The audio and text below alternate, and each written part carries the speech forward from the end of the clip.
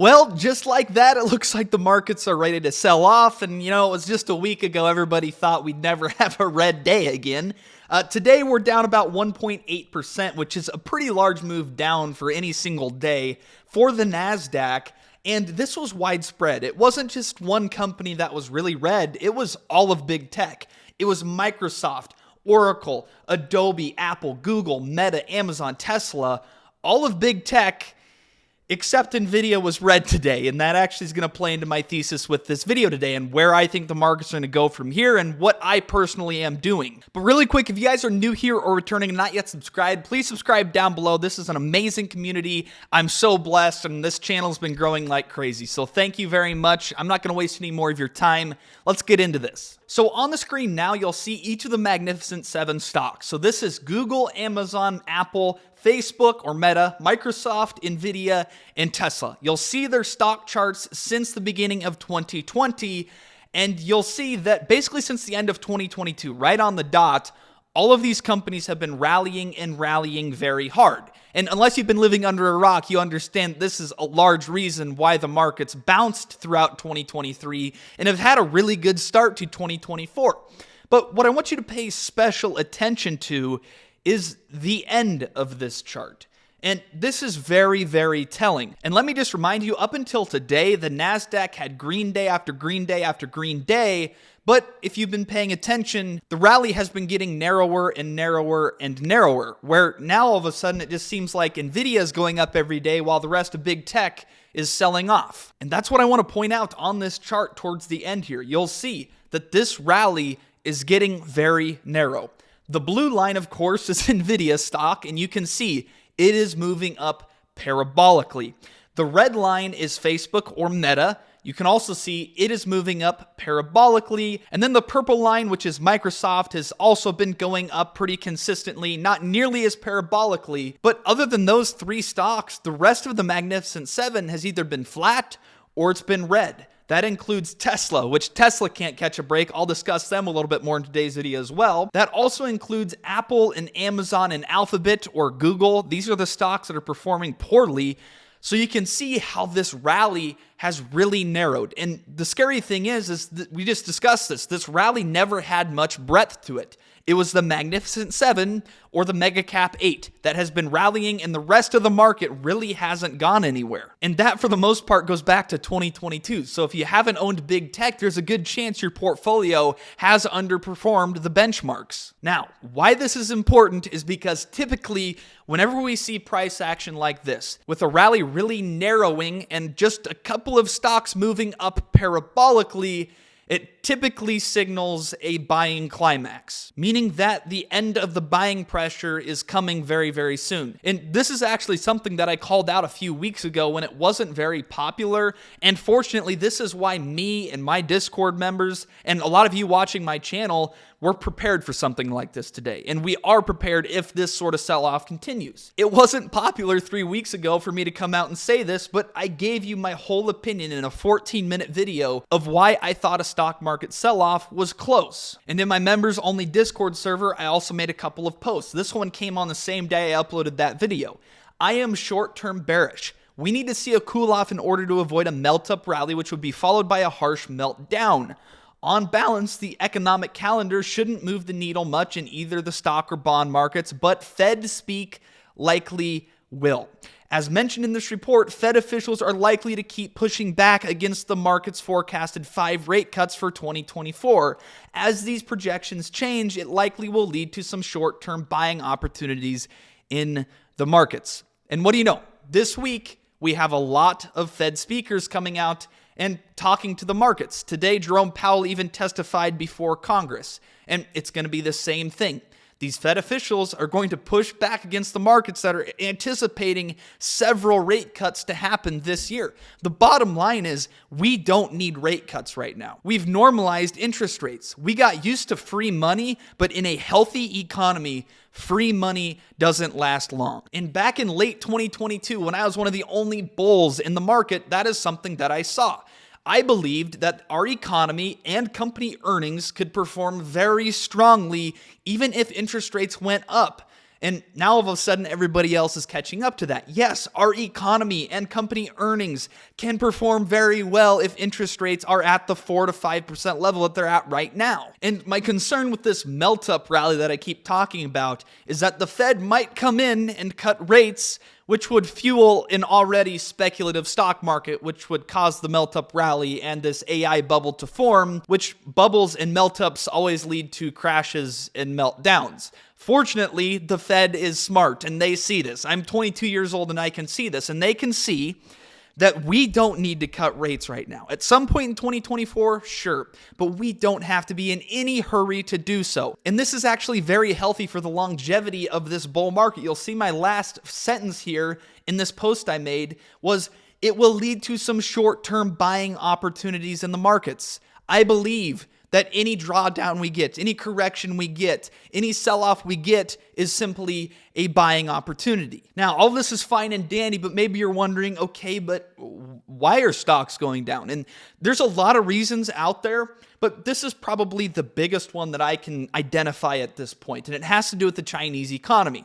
A lot of our biggest companies have significant exposure to the Chinese consumer and their ability to spend money. Think about Tesla, Apple, and Nike, three of the largest companies in the world, and they have significant exposure to the Chinese economy and the Chinese consumer, which, again, if you've lived under a rock and aren't aware, the Chinese economy is really struggling right now. And this is also something I identified a long time ago, and it seems like the markets are finally catching up to this. The Chinese economy has been exporting deflation directly into our economy. And we actually probably should thank China for taking on the recession themselves so that we in America didn't have to experience a recession. Because right now they're in the midst of a property-led recession. Their economy is really struggling. And this chart on the screen here shows it. The U.S. import price index from China in January was negative 2.9%. It declined 2.9, almost 3% year over year in the month of January. And you can also see China's producer price index, which was negative 2.5 in January, and our producer price index of finished goods, which was negative 1.2% in January. This means that the prices on the inputs of our American companies have declined. And again, this is largely thanks to the Chinese economy who's been exporting deflation. This is actually probably going to continue. It's likely that China is going to try and export their way out of this recession that they're experiencing now. And this could really exacerbate this deflation around the globe. At some point, we will feel the effects of this. In the past, it's been a very, very good thing because it's helped the Fed avoid having to engineer a recession in our economy to bring down inflation because China has been doing it for us. Now, the other thing that I've been keeping an eye on is all of these sentiment indicators, whether it's Investors Intelligence or AAII. There are a lot of bulls in the market right now and not very many bears. At the end of 2022, I was part of the 1% of bears that existed. At least it felt like there was only 1% of us out there. Now, all of a sudden, it feels like 99% of investors are bullish. You can see the bull-to-bear ratio right now is 3.45. So for every bear, there are 3.5 bulls that exist in the market. Anytime we get to a level over 3, it's generally indicative of somewhat of a market top. It means that some sort of sell-off is likely due. And this middle chart shows bulls and bears as a percent of all investors. 57.6% of investors on February 27th, when this data was taken, were bullish, and only 16.7% were bearish. These are extreme levels. And if you didn't already know, there's a section in the consumer confidence surveys that ask participants or respondents if they think stock prices are going to be lower 12 months from today. As of the most recent consumer confidence survey, only 23.8% of investors expect stock prices to be lower 12 months from today. So in my opinion, we've kind of hit a tipping point in the stock market where most investors are bullish, which as a contrarian, that's when you want to be a little bit skeptical. But you also have the fact that the Fed is done tightening. That's 100% certain. They're not going to raise rates any further. Inflation continues to moderate. And our economy still is performing really strong. And then we can't forget the fact that the stock market has been setting record highs almost every single day throughout 2024. So things looked really good. And this was about as good of a picture as you could even put together. But you may ask, what's wrong with that? Everything's good right now. What's wrong with that?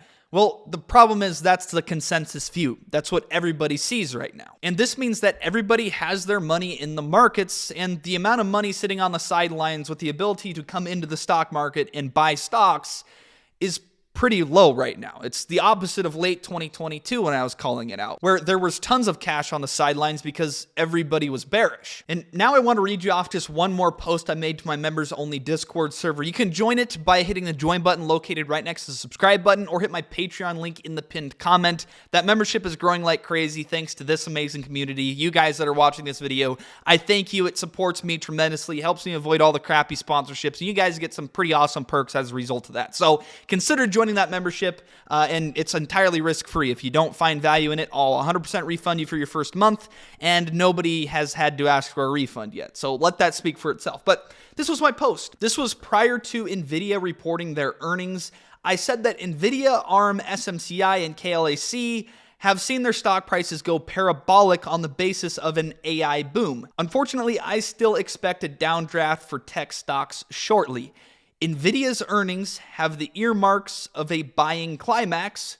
The put-to-call ratio is low, bullish sentiment remains at record highs, and market breadth remains weak. So this just kind of summarizes everything I've talked about in today's video and why I've felt like we're due for some sort of correction or sell-off in the markets.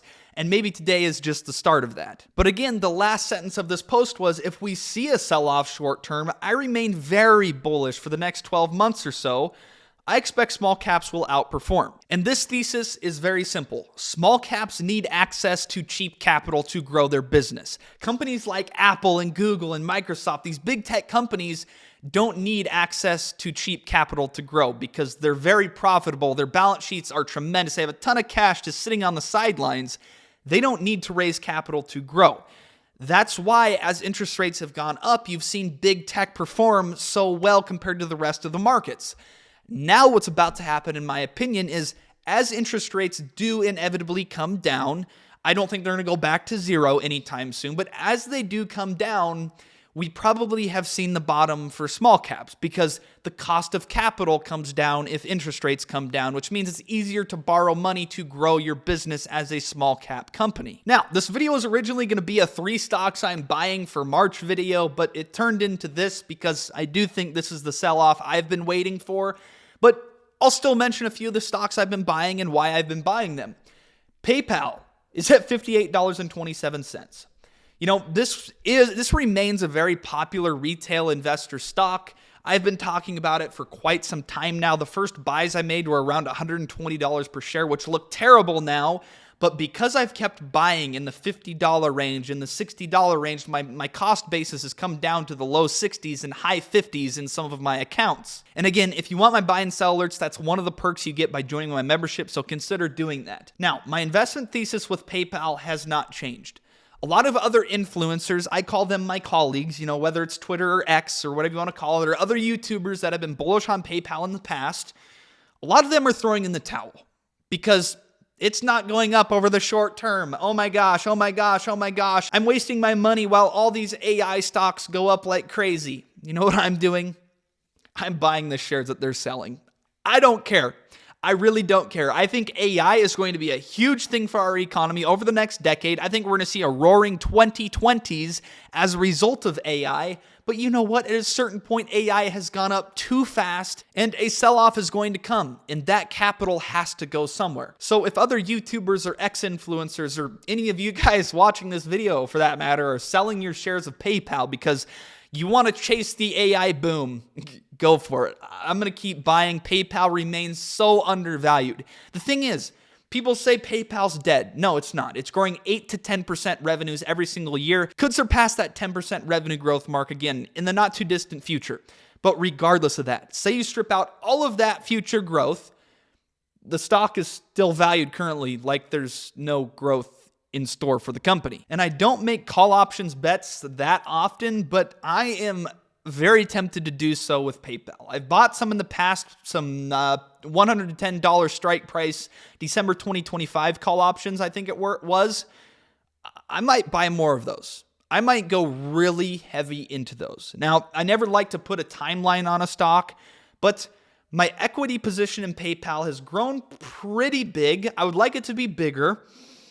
I just think there's a great opportunity for PayPal right now, and it all boils down to the fact nobody wants to own PayPal. Everybody's selling it. You can see it today. It was down another 3%.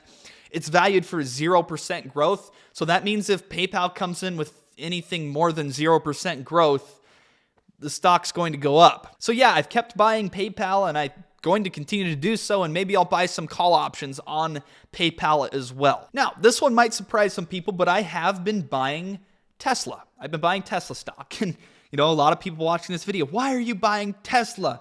Things are terrible for them right now. They just reported that their sales are lower than anticipated in China, and interest rates are high. Nobody's buying Tesla. Again, this is what I think investors get so wrong so often in the markets, and why they underperform the markets long term. This is exactly when I want to be buying a company like Tesla. When nobody wants it, when the economic conditions for Tesla are the worst they can possibly get, that's when I want to buy it, because Tesla isn't going anywhere. If you think Tesla is going to fail, you are crazy. And you might say, oh, it's expensive right now compared to next year's growth.